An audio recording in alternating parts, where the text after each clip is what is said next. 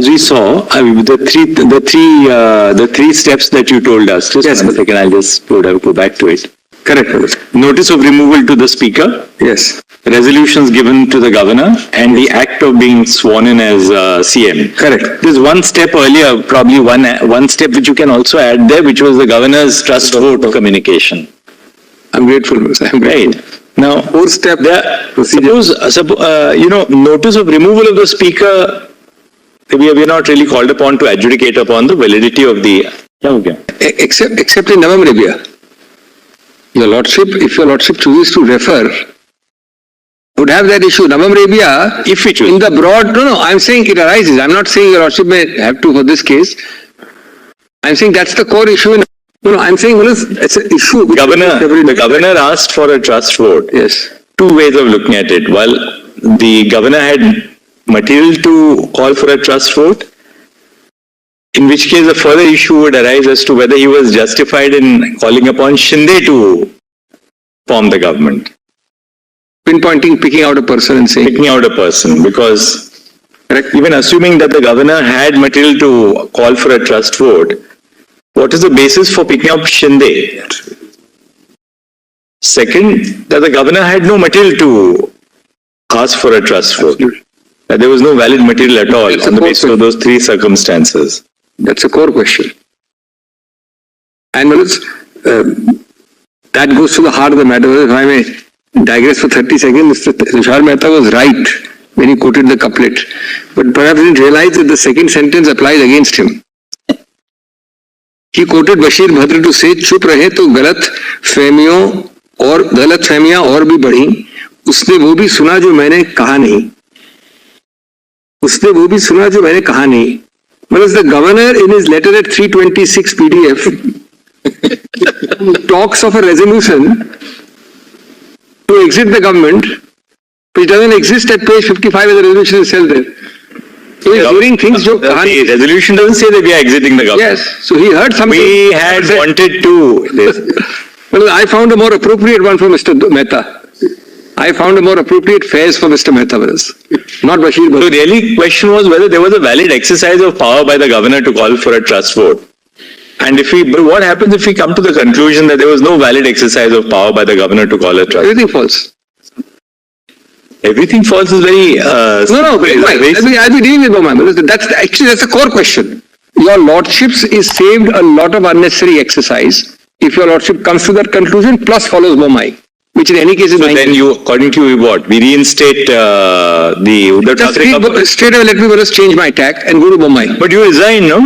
No, I covered in my note directly. 5 reasons. Justice Shah asked me that at the beginning, your Lordship asked me that. I'll straight away answer. That is actually a red herring. My resignation and not facing the trust vote is irrelevant. Completely. But that's Mr. No, I'll deal with it. So let me deal with it. It's like the court being told that you reinstate a government which has... No, it's an acknowledgement by you. I hear your Lordship loudly resign. It's a question asked earlier and it is actually a plausible looking thing, but it's actually irrelevant. I'll show that in a minute.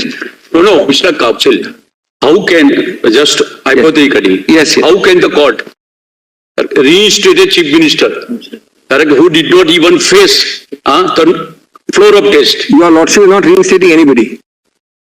What will be the consequences? Your Lordship is and should and does, and Bommai says it more graphically, restore status quo ante. That's the meaning of a... But Dr. Singhvi, it would have been a logical thing to do. That's where we are, it would be a logical thing to do, provided you had lost the trust vote on the floor of the assembly. Lordship may just flag that. Because then, clearly, you have been ousted from power because of a trust vote which is set aside. Correct. Duty bound to satisfy, and I believe that. Right. Now, our problem is, look at the intellectual conundrum. Yes. That it's not that you have been ousted from power as a result of a trust vote which was wrongly summoned by the governor. You chose not to, for whatever reason, you didn't want to face the trust vote. I face that squarely. Allow me, I'll change my sequence and come to this first right now. May I, because straight away your Lordship's conscience should be satisfied. This is a red herring. It should not deter, will not deter in law your Lordships. If your Lordships comes to the conclusion of the other one. Give me just 5 minutes on this. May I end the first part, Malus? That is, this affirmative and negative code. Yes, that you with only one, with only. So let me end this first point by saying, let me end the first point by asking myself a reverse question. What happens in my first point of affirmative and negative if your lordships were to accept their interpretation? That's a good way of answering my proposition, namely, your lordship will have nothing left in the 10th schedule. How does the lordship operate? Both the 4-step or the 3-step becomes the norm and will be followed in every case to defeat the 10th schedule. That's my first point. Second point on resignation. Now, the most important thing is it's a prior challenge. The illegal act of the governor is a prior pending sub judice challenge before the trust vote. So you are really saying that Mr. Uddhav Thackeray resigned only because he was called upon by the governor to face a trust vote? I'm grateful. After I had filed the petition, after I had made it sub judice, and after I had said this is completely unknown to law, don't allow it to go on. And you are frankly accepting the fact that, well, you resigned because the trust vote was going to go against. When you do an illegal act, the consequence of that is known to me. The CM's participation or absence of participation would not dilute that fundamental illegality. If it is illegal, it's illegal. How does my non-participation validate the act of the governor? Is the core question. That's the correct legal answer. Today, the illegal government is running. There is no elections. Then, and the person who otherwise, suppose the lordship holds the governor to be bad, then a person not entitled to be holding the post of chief minister. How can, of all courts, the Supreme Court accept such illegality? If your lordships powers are unique in this country, in that even your lordships can go beyond the law. Not contrary to law, beyond the law. Then what's the point if the governor's actions are held to be illegal? Actually, your lordships would be giving a Pyrrhic declaration and accepting that the illegality has borne the fruits of its illegality and people have enjoyed it. So I challenge a validity of an act, let us say the Governor's Act. Let me say competence of a legislation. Let me say fundamental rights. Versus the eligibility of certain people to act under the act, to sit there and act. Your lordship under 189 protects the second, not the first. If the governor's action is bad, will 189 ever protect it, Mr. Malal friends, two of them argued at great length on 189. Did they answer the question? Ultimately, the core question, my lord, is just formulated either way, this way or that way. Is the governor valid or not valid? If your lordship holds him to be invalid, 189 comes only after your lordship holds something to be invalid. Otherwise, it doesn't come into play. 189 is said in the context of the vote in the House. So, with respect to... Exactly. So, therefore, no. 189, your lordships can and may, and in this case perhaps should, in the intervening period of 7-8 months, the decisions taken by an otherwise illegally constituted government may be valid under 189. That's the real commonsensical way of implementing it, I am not suggesting that somebody's appointment is quashed, somebody's transfer is gone, somebody's policy decision. So what you're really saying is, liquor policy, therefore that is gone. Saying is that Article 189 recognizes a de facto doctrine. De facto doctrine. What the de facto doctrine does is to legitimize the acts of an authority whose original appointment is found to be invalid. Subsequently found to be invalid. Correct. But that does not validate the original appointment itself. Or calling for that goes back to the same thing. First act was what? The governor being approached, governor calling. The two others are consequences. Voting is a consequence of the governor's illegal act. So is the oath taking. If the original act is bad and your lordships can't validate it, then this will not validate the vote. The consequence is bad. The consequence of an illegal origin cannot validate the illegal origin. And similarly, 189 cannot... What you're saying is that if the calling of the voting in the House itself is subject to... That's how my lords formulated it, right or wrong. Governor's action, A, no basis, and B, if basis, it is wrongly applied, etc. But that's affirmation of the House, right? Then what? I still have it. Affirmation is coming. That's this section. Momai dealt with the affirmation. All right. Momai said, we hold something to be illegal. Let's kindly give me a minute. This is very interesting. But thereafter, Parliament has approved it. Exactly the same thing. How can we quash it? Said, no, sorry, it will be quashed. So this is the 3 points are covered. Prohibitory, affirmative, 189 and resignation. Now, the fourth point is this prospective and retrospective of the EC. They're all important queries which fell from my lord. My lord, the chief justice asked this question more than once. Petition is filed on 19th July. 17th February is the order. Now, when is the order to be retroactive? Question number one, retroactive from when?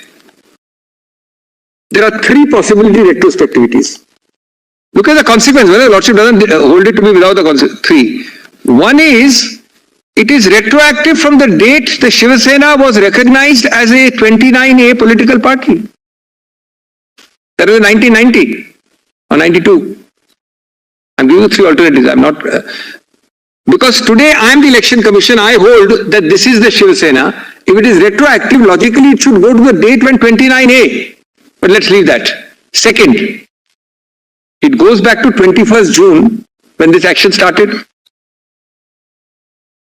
And third, it goes to 19 July when the petition was filed. There are only three possibilities, Manoj. In all of these, the consequences would be that, Manoj, actually everything, I would be guilty, but I am actually, I mean people who have remained with Mr. Thackeray. I'm just using a phrase because there's no other phrase available, and people who have left. Now, the people who have followed the 10th schedule and remained with Mr. Thackeray would be actually liable for disqualification, if your Lordship relates back that. So your Lordship would be giving a premium to those who follow the 10th schedule, and the people who have not followed the 10th schedule will protect their disqualification also and disqualify me also. Whereas your Lordships will not avoid the inevitable consequence by, of course, your Lordship's words can always, that's the logical consequence of retroactivity. They would make an arc of immunity for their own disqualification and actually be liable because the party from 19th July, any whip, any order, everything, I have violated because I am not the party from 19th July. And therefore, I am liable to something, or from actually, logically speaking, from the origin. Therefore, this... And it would have the strange effect of an election of Mr. Uddhav Thackeray in 2018. It would also go without there being a fresh election unseating him. Everything will go, no adjudication. By the mere act of recognition relating back either to 1990s or to 19th of July or to 23, 21st of June, there would be chaos. The consequences are, and apart from the fact that this is clearly textually not intended by the symbols order. The fourth and the last, under this head, I'm not on the next one, under this head, it would also destroy, not collateral damage, major direct damage. It would destroy the relating back which is held by a Lordship of Rajendra Rana. Note this. Not a single judgment even of any High Court, leave aside Supreme Court, says that the Election Commission will relate back. A Constitution bench has held the field for very long saying a disqualification 10th schedule order relates back. If your Lordship were today to do this, your Lordship would be giving primacy to an order under a symbols order, with any judicial precedent not saying so, versus a constitutional provision already held by a Constitution bench to relate back. And your Lordships cannot reconcile a relation back of disqualification with a relation back of the EC. It can't be reconciled. Today, suppose tomorrow the Speaker disqualifies Mr. ABC. It is common ground by Rajendra Rana and many other cases. It relates back to June 22. But there cannot be disqualification because by then your Lordship also would be applying a EC order retroactively. Therefore, your Lordship already has jurisprudence and a precedent. Prospective according to you. All right. Then, the fifth aspect is this political party and legislative party. Yes. Now, F is a very important part. Actually, it goes to the root. This is the political party versus legislative party debate, but from an angle different than Mr. Sibbal's. The 10th schedule defines a legislature party in terms of a political party. That is, conclusive, I say. According to me, I may be wrong. It's conclusive. Legislature party is defined in terms of the political party. I've quoted the definition.